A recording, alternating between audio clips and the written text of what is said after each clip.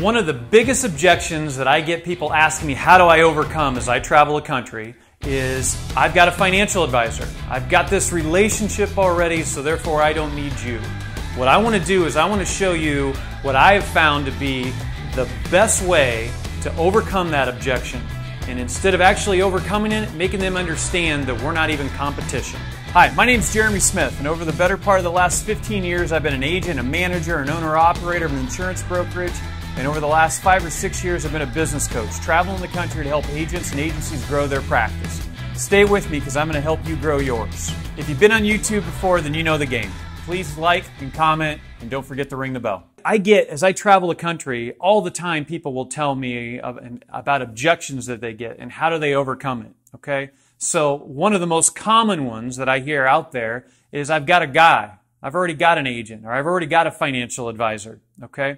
And that's a really hard one to get over, okay, to get around. Because the trust factor from that person to you may be the difference of 20 years versus an hour, okay? It's a really hard one to get around. And so I've just included it into our annuity presentation that I say every time, okay? And that step is called the Fi Guy Talk, okay? So I have tried to make a pretty little diagram here on a PowerPoint so you can see it. But typically I'm writing this out on a notebook in front of a client. And what I write is followed up by a story that I tell. Again, you can use my story.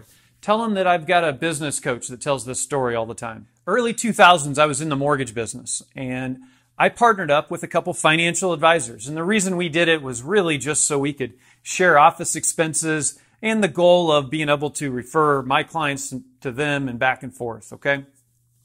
So I set in on hundreds of appointments. Normally, it was younger people.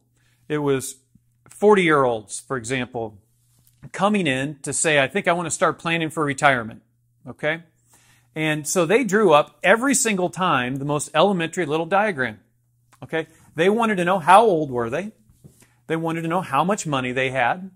And they wanted to know at what point is the goal of retirement, okay?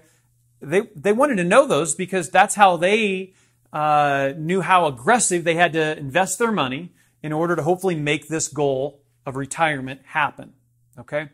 What I need you to understand is that that is not what I do. Okay? It's no different than a doctor versus a plumber. Okay? Their job, a financial advisor's job, is to help somebody get to retirement. We have two totally separate philosophies on life. I, as an insurance agent, my job is to help somebody plan their actual retirement, okay? We have different philosophies and we use different tools, okay?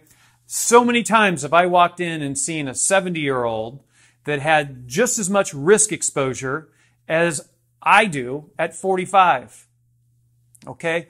That shouldn't be the case, should it? As we get older, our risk tolerance should go down. If 2008 does happen again and the stock market crashes, I'm not going to be any happier than the next guy. But one thing I can tell you is I've got a bunch of working years left, hopefully, to go and make that money back up. If you're 65, 70, 75, if you're retired, unless you're willing to go back to the grindstone again, the only option you're going to have is to change your standard of living. Okay? And that's why a risk tolerance has got to get less as you get older, and the importance of safe money becomes invaluable to somebody at retirement age, or even if somebody just getting close to retirement age. But the point I want to make to you right here is that I am not trying to come in here after the short period of time that we've known each other and say, do business with me, not that long-term financial advisor you have. What I'm trying to tell you is that we're not comparable. We do two totally different things. His job is to get you to retirement. My job is to help you plan for your retirement. Guys, if you will do that little diagram and that little spiel, learn those verbiage and those words, I am here to tell you that that will get you over on the mountain a lot of times when you find yourself up against an advisor or a long-term relationship. Rather than trying to say why you're better, just explain to them we do two totally different jobs. I want to remind you to please hit subscribe and ring the bell, and we'll look forward to seeing you on our next video. Thank you.